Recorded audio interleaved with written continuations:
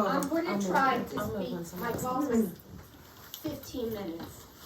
I'm on hydrosprednisone. I don't know how to Speak fast. It may be over 90 seconds, but 15 minutes long. I'll just tell you a little about how, whatever. The point of this gathering, with the more prednisone, the more people I was able to include. I needed to take a moment of Hakaras Hatov to all of you. In one way or another, known and unknown, and I can't go around and say why you're all here, but I think that you know it. This has been quite a year. Now you probably are going to jump to last year at this time, but you'd probably be off by a few weeks, because last year at this time, we were outside for the first time in a year and a half, celebrating the birthday of our very own Dr. Elaine. I want everybody to say happy birthday to, and this is no small, like, oh, isn't that nice and nice. Elaine this year, while the rest of us were doing whatever we do, just as the recipient of the Lifetime Achievement Award from the, this is longer than the whole speech, the Medical American College of the Medicine. American College of Medicine. Know that our Dr. Elaine, who has been coming here, my father older son was here. She stops every week and has made all kinds of connections here, and we love her. And I can't remember the second half of that. Okay, good. So I know that my bracha for all of you is that you should get to know Elaine, wish her a happy birthday, and you should never meet her. Amen. The second thing I want to say is I don't know what happened to the Zoom. Dina? Was it on? Laura? I don't, okay. Do you want me to try to hold on? Yeah, okay, I lost it. Okay, so everybody knows what we call the first half of the previous year, and we're going to be talking about that tonight at the show.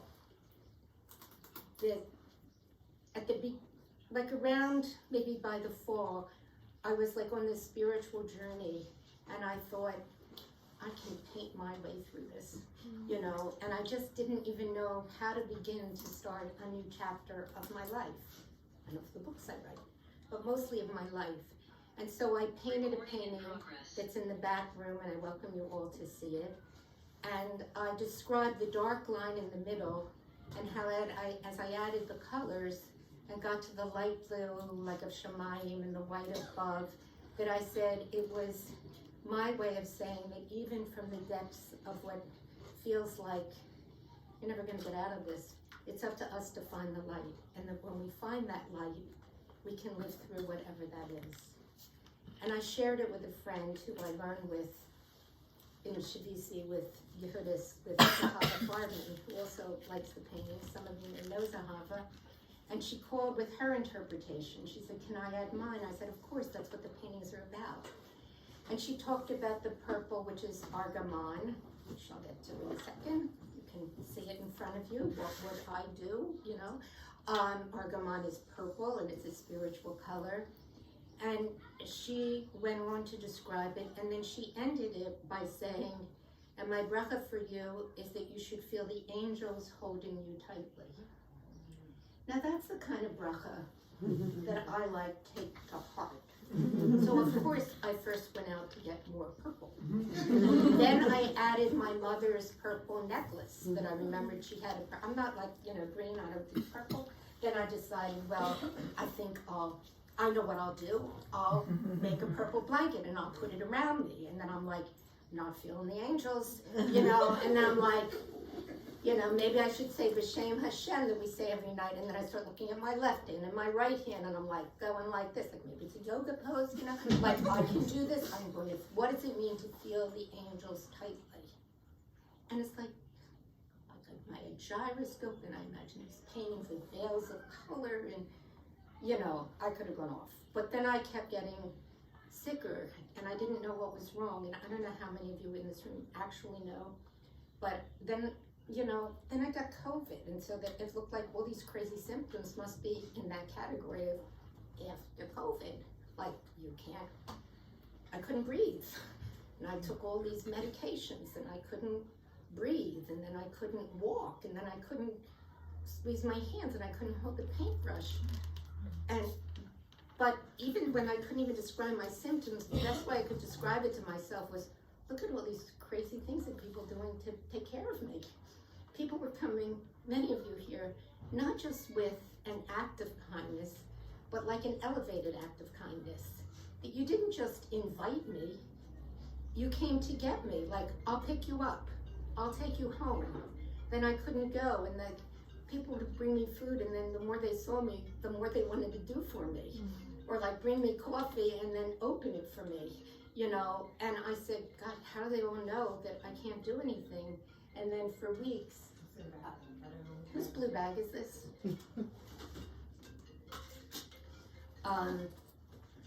Well, it'll stop.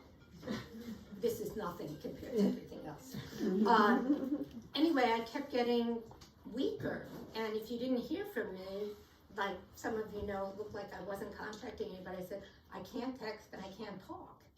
But I used to talk to Grace in the morning a lot in Israel, and she knew there was something wrong. Anybody that saw me knew that something was wrong, and people were offering all kinds of things. Like, you know, you expect it during Shiva, you don't expect it like 6 months later. It's like, can I bring you dinner? Like, what's wrong with me? You know? And then the only thing I could really do was daven. And I felt like when I would read Eila Devarim every morning, I said, these are my marching orders. And the juxtaposition between taking care of the mace, the dead, and the kala, when I got a call from the Gundels in February that their daughter was getting married, I said, that's it. So many people here have done so much to try to help me get to Israel so I could see, like, what's going on over there. And and the planes kept shutting down. But when I saw there was a possibility to be Mesameach at their Simcha, the Kal, I said, it says it right here, that's what I'm supposed to do, I'm going. And people said, like, are you crazy? So I went to the pulmonologist and I got, you know, clearance, but I really wasn't okay. And I figured if I could just get there before they closed the skies, I could see. And even if I don't get back, at least I got there. I'm already there, so we don't go there. So they took care of me and everything. And then I flew to Boston, and Baruch Hashem, I came home, and I was zocheh to get immediately to a doctor who's a rheumatologist, because it turned out that the big thing that I was having was actually, Hashem is so good to me. He gives me something in my head that is not imaginary. And I needed, and the rheumatologist looks at me and I said, you know, I have all these crazy symptoms. I don't think I'm okay. And he looks at me and said, you're not okay. You're very sick. And if we don't start this prednisone today, you could lose your eyesight or more. And I looked at him and I took a breath and I wasn't scared. Of course, I started bargaining. I said, look, you know, I just want to live. I could live with one eye. I could live with cloudy. What can we do here? You know, start the thing. He said, and it won't, the only way we can know for sure is if they do this biopsy. And sure enough, they put me on this very high thing. And all I could think of was the paintings. And that I've been saying, and it's on the website for so long, that I'm not interested in painting what I see. I'm interested in painting what I believe. And I thought, like, finger paint. I could do this. But I do want to live, and I you know, whatever it takes. So it's taking the prednisone. The prednisone immediately energized me, which is why I sound a little spacey. It's okay? Okay. And Erev Pesach, I had these people bringing me organic celery juice because I can't swallow. And what is swallow having to do with my arms or my leg, whatever. And they do the biopsy. And you know what? That Thursday, the day before Pesach, I get 2 calls. One is that my son's finished staying cottage. And we got the proof positive that that's what I have. So when I first heard about a Melitza Yosher, I was like, that's such a great idea. You know, it sounds so good. You know, and I've lost my parents, I've known about this, but if you know Gary, and most of you in this room did, he took this on like he took on everything else. And he was not going to stop until I figured it out. Like, I just believe that so much has been directed by him. And then when I was in Israel, I went to the wedding, I did this, and I saw Yehudis, who said, she is coming on a tour. I said, could you just stop here and maybe we could do something? I can't even plan it because I don't know what's going on with me, and it'll work out. So while I was in Las Vegas, every day that I took the prednisone, which makes you a little crazy, but it gives you more energy. And what it did was energize me to say, I could do something. I want to invite just a very few people who have been helping me. And they know who they are, some here, some not here. And I said, I'll just have a little karazatov here, and then we'll actually pull off something about the Yurtzeh. And then the more I thought about it, I said, I was trying to limit it to people who are doing all these like great physical things and understanding like what I could do and what I couldn't do. You know, nobody hocked me if I said I can't go to the wedding. It was like, I know. You know, nobody was trying to convince me that I was any healthier than I was. And I thought of the incredible acts of chesed. And then this is what I want to share with you. At some point, with the medication, I was clear enough to start thinking and moving again and getting outside of myself and saying, these are not random acts of kindness, you know, by individual people. We talk about hashgacha pratis, you know, and it sounds so individual, but we're not alone in the world. We're all connected. And just like each of us has a hashgacha pratis, that Hashem is with us and guiding us, He's guiding all of us. And I feel that Hashem has, through your acts of kindness, helped me to strengthen my emunah. Every act of a ride was not just a ride. Every ride connected somebody to the next person. Every meal brought us closer. Every extra question and the not stopping brought us closer. And I realized that you were all acting out of your neshama elokis, that it was another form of chesed shel emes, as some people here know. No one is doing my taxes or my checks thinking I'm going to help them with theirs. This was a very clear, we're helping you with, please don't give me a ride to the airport next time. You know, everybody knows who they're dealing with, and no one was doing it conditionally. And then while I was in Las Vegas, it hit me, like it says in the Valitzia, I forget, maybe it's a different word at the top, you know, like a wind gust. And that's when it hit me. It wasn't that you were doing activities of kindness. You were part of what I would call this intersubjective space. And those of you who remember our dear friend, Rivka Ozabel Danzig, she and I used to hang out in our intersection of intersubjective space, like right where we met, that's where we knew, because we were aware of each other and all these consciousnesses. And she was part of one of my first, I would say, surges in emunah.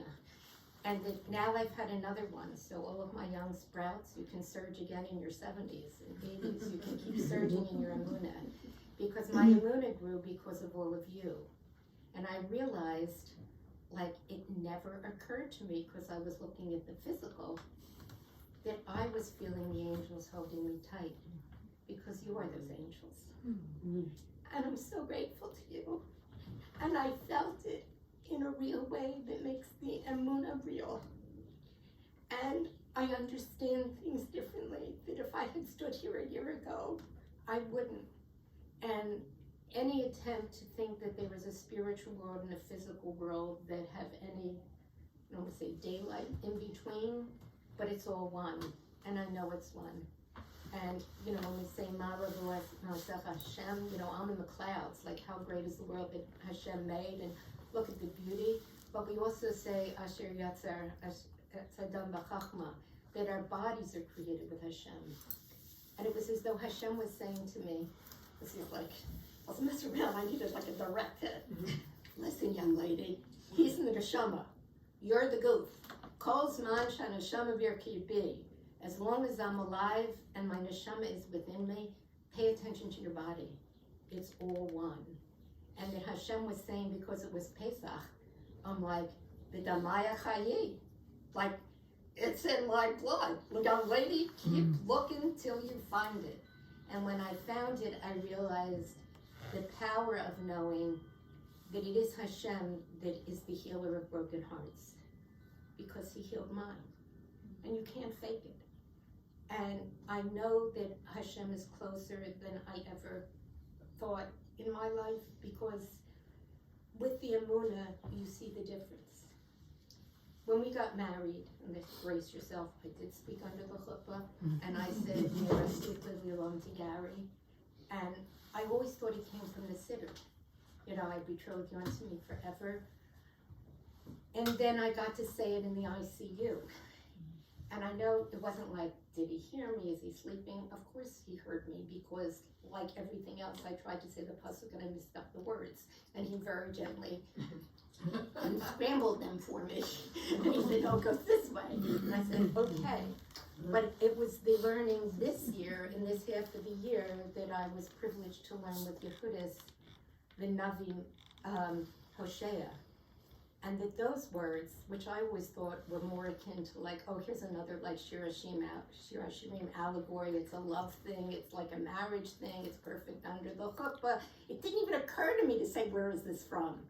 But I learned that they're the words of Hashem through the Navi telling us that basically, if you want to know me, it's through Emunah. V'yarasif li'olam be'emunah v'yadat Hashem. And through all of your acts of kindness, that were really gimilus chasadim, that you were acting out of your neshama elokis. And that's why it only works if it's true. That's why I felt supported. That's why I wasn't scared when they said, maybe you'll lose your sight. It wasn't something I would look forward to, but I figured we'll figure it out. And I felt you supporting me, raising me, healing me, because Hashem was working through all of us. So I just want to close by saying that my bracha for all of you is that you should recognize the malachim that are in your life. May the recognition of HaKadosh Baruch Hu guiding you bring you closer to yourselves, and closer to yourself with a great deal of rachamim and patience with yourselves. Be easy on yourself and continue to grow. May that knowledge of Hashem bring you closer to all the people in your life and appreciate how special they are. And may it bring you closer to Kadosh Baruch Hu, so that you too will know that through Emunah, that you will know Hashem. So thank you. That's what I wanted to tell